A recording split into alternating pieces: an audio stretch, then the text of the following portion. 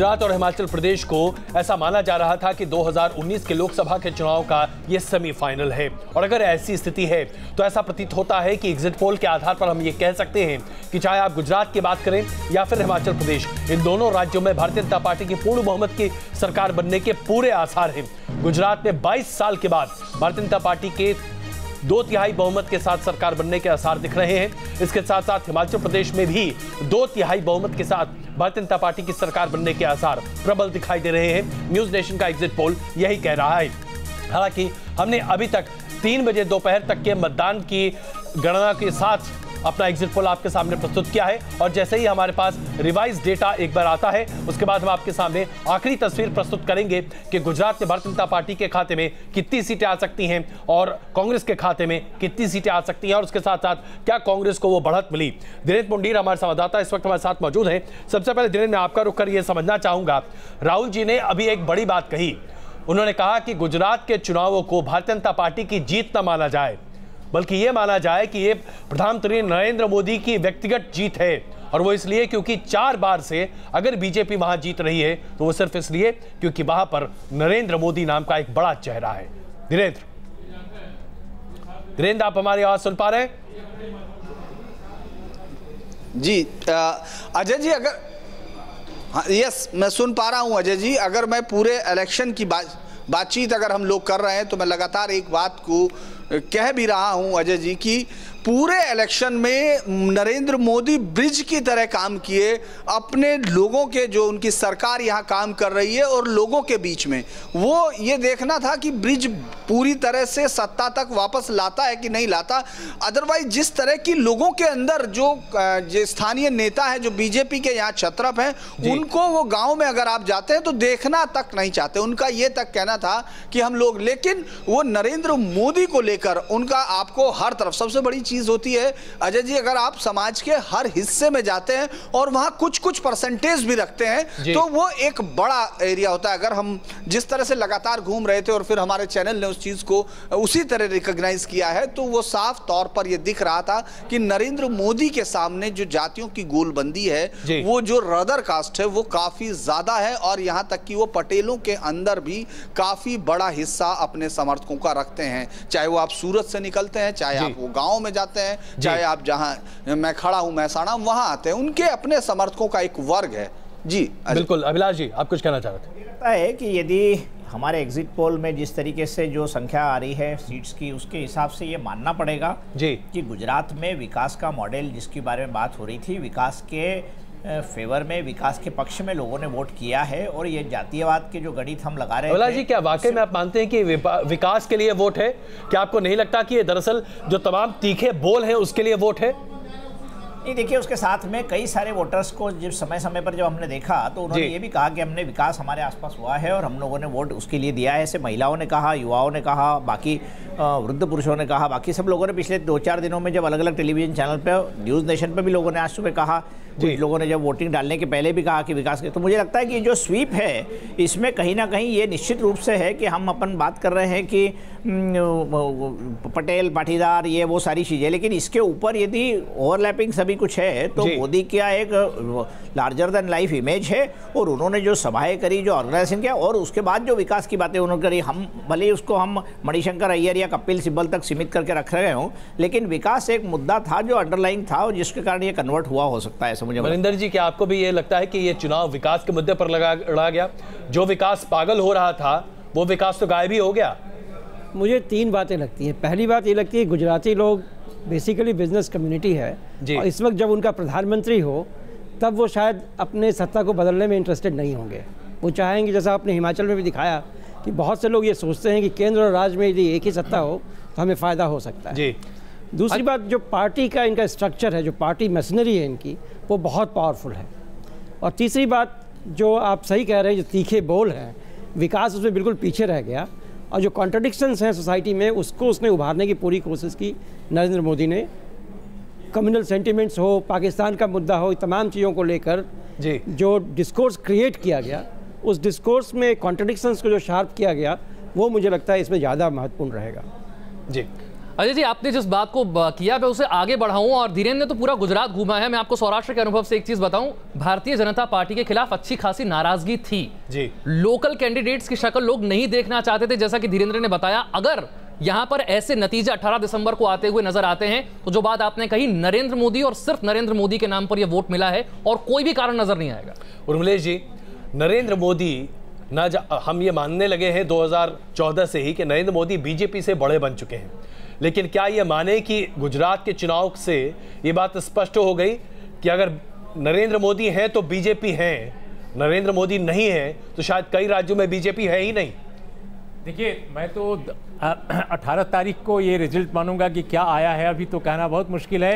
लेकिन आप सभी लोगों के एग्जिट पोल का मैं सम्मान कर रहा हूं, लेकिन मैं बिल्कुल इसको वास्तविक मानने के लिए जाहिर है विवश नहीं हूं। लेकिन मेरा बस ये कहना है कि ये बिल्कुल बात सही आपकी है। जो दूसरी बात है कि नरेंद्र मोदी जी भारतीय जनता पार्टी से ऊपर हो गए हैं। पहले अटल बिहारी वाजपेयी बीजेपी के नेता हुआ करते थे, आडवाणी बीजेपी के नेता हुआ करते थे, जितने लोग थे बीजेपी के नेता थे, जो आरएसएस द्वारा संचालित पार्टी है। लेकिन आज की तारीख में यह कहा जा सकता है कि भारतीय जनता पार्टी नरेंद्र मोदी जी की पार्टी है, नरेंद्र मोदी जी उस पार्टी को चलाते हैं। और अब तो यह भी कहा जा सकता है कि आरएसएस भी नरेंद्र मोदी जी के जो सोच है या उनका जो रुझान है उसके खिलाफ नहीं जाती, अगर वो ये देखती भी है कि ये कहीं ना कहीं आरएसएस की जो बेसिक आइडियोलॉजी है उसको भी बाधित करने वाली बात है। तो दूसरी बात जो मैं कहना चाहता था जो गुजरात के कॉन्टेक्स्ट में, देखिए गुजरात में 42% अर्बनाइजेशन है, यानी टोटल पॉपुलेशन जो वहां की है 42% लोग शहरों में रहते हैं।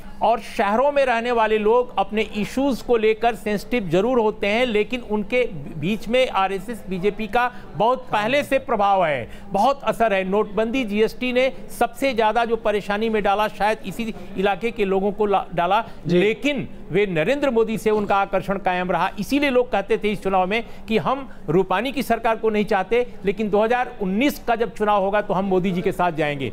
अब बीजेपी ये वेट कर रही थी कि नरेंद्र मोदी जी आएंगे और जब चुनाव मैदान में उतरेंगे तो सारे लोगों को ठीक कर देंगे। और दूसरी बात जो मैं आपको बीच में रोक रहा हूं, लेकिन जो बात आपने कही उसी के लिए मुझे लगता है कि हमें प्रेमचंद जी से समझना चाहिए। प्रेमचंद जी, ऐसा क्या हुआ कि राहुल गांधी लगातार प्रचार करते रहे विकास के मुद्दे पर, 14 सवाल एक के बाद एक उन्होंने केंद्र सरकार पर दागे, यहां तक कि प्रधानमंत्री नरेंद्र मोदी से भी सवाल पूछे, लेकिन जब भी आप आम गुजराती से शहरों में खास करके बात करें, हर व्यक्ति यही कहता था चाहे जो कुछ भी हो मोदी अपना है। इस सेंटिमेंट को क्या आप वाकई में बदल पाएंगे? ये भरोसा है आपको? और क्या इस शिखर तक आपके खुद के अपने नेता राहुल गांधी पहुंच पाएंगे? गुजरात में कभी ऐसा हो पाएगा क्या?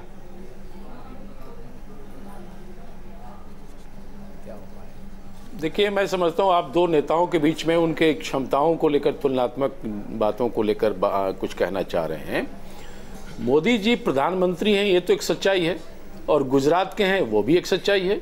तो उस वजह से थोड़ा एडवांटेज उनको हो सकता है गुजरात में कि भाई वहाँ का प्रधानमंत्री है। लेकिन राहुल जी ने जिस ढंग से परिश्रम किया है और राहुल गांधी जी ने जिस ढंग से नए यंग लॉट को अपने साथ जोड़ा, सोसाइटी के उन सेक्शंस को जोड़ा, और जिनके ऊपर प्रताड़ना हो रही थी उनकी आवाज़ बनने में सफलता पाई। तो ये है कि अगर हम विपक्ष में हैं तो विपक्षी काम को बखूबी राहुल जी ने करके दिखाया। अगर हमारा वोट परसेंट आपके इस आंकड़े को भी मान ले तो बड़ा है जी, हमारी सीटें भी बढ़नी चाहिए, तो यह एक नेता के रूप में वो एक सफलता है। लेकिन यही हमारे संतुष्टि का कारण नहीं है। राहुल गांधी जी को बहुत आगे जाना है और अभी उन्होंने शुरुआत की है। तो मैं समझता हूं आज जो भी हम लोग चर्चा कर रहे हैं वो चर्चा सिर्फ एग्जिट पोल को लेकर जो आपने प्रिपेयर्ड किया है, जिसे कांग्रेस पार्टी स्वीकार करने को तैयार नहीं है। हमारे अपने आंकड़े, हमारे अपने आकलन और जो हमारा असेसमेंट रहा ओवरऑल इलेक्शन को लेकर वो इससे डिफरेंट है। हमें 3% इससे और ज्यादा वोट मिलने की अपेक्षा है और सीटें भी हमको बहुमत के आसपास आने की अपेक्षा है। और दूसरी बात आप ये कह रहे हैं कि राहुल गांधी की तो अभी शुरुआत है, उन्हें बहुत आगे जाना है। जो एग्जिट पोल के नतीजे आए हैं उसमें कौन कौन से मुद्दे हावी रहे हैं हम आपको ये भी बताएंगे, और फिलहाल हम आपको दिखा रहे हैं कि वोट शेयर कितना रहा है, लेकिन मुद्दे कौन से अहम रहे। विकास का मुद्दा जिसकी पूरे चुनाव में बात कम की गई, ऐसा राहुल गांधी ने आरोप लगाया। 38% लोगों का मानना है कि विकास ही सबसे बड़ा मुद्दा रहा है। 12% लोगों ने स्वीकार किया है कि महंगाई बढ़ी है और महंगाई चिंता का सबब है। महंगाई 12% लोगों के लिए मुद्दा है। बेरोजगारी, जो हार्दिक पटेल ने बढ़ चढ़कर मुद्दा उठाया था, 10% लोगों ने इसे मुद्दा माना है। नोटबंदी, जिसे हुए 1 साल से ज्यादा का वक्त बीत चुका है, 10% लोगों ने माना है कि वो मुद्दा रहा है। और भ्रष्टाचार को लेकर 9% लोग मानते हैं कि वो गुजरात के लिए बड़ा मुद्दा है और पट्टीदार आरक्षण सिर्फ 6% लोगों के लिए बड़ा मुद्दा बनकर ये रहा। और ये बात वाकई में समझने वाली होगी। प्रेमचंद जी, ये सवाल मैं आप ही से लूंगा। अगर हमारे इस एग्जिट पोल को आप सही मानते हैं या ना माने अलग बात है, लेकिन हमारे इस एग्जिट पोल के आधार पर ऐसा प्रतीत होता है कि पट्टीदार आरक्षण और पट्टीदार का यह मामला सिर्फ 6% लोगों के लिए बड़ा मुद्दा रहा। आपने असंतोष को भुनाने की पूरी कोशिश की, इसमें कोई दो राय नहीं है, लेकिन जिस तरह से कोशिश की शायद वो फलित होता नहीं दिखाई दिया। अगर ऐसा है तो क्या यह माना जाए कि बीजेपी का जो आरोप आपके ऊपर था कि आप जातिवाद कर कर, आप लोगों के असंतोष को आगे कर कर, बीजेपी की छवि को धूमिल कर कर वोट पाने की कोशिश कर रहे हैं, ये आपके ऊपर सही बैठेगी?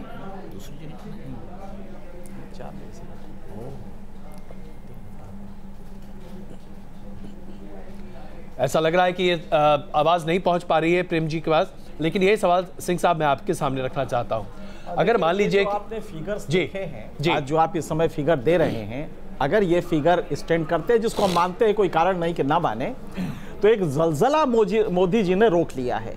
आप जरा गौर से देखें कितना बड़ा चेंज हुआ है कि कांग्रेस जंप कर रही है और वो जंप 4 से 5% का हो रहा है, बीजेपी का ड्रॉप हो रहा है और एक अकेला पर्सनालिटी मोदी, अगर आप मोदी को इसमें से निकाल दे तो आज बीजेपी की क्या स्थिति होती ये आप समझ सकते हैं। इसका सीधा मतलब है कि मोदी ने एक बहुत बड़ा जो भूकंप आने जा रहा था बीजेपी में इस इलेक्टोरल वर्डिक्ट को लेके, उसे रोक लिया। Hats off to this leader.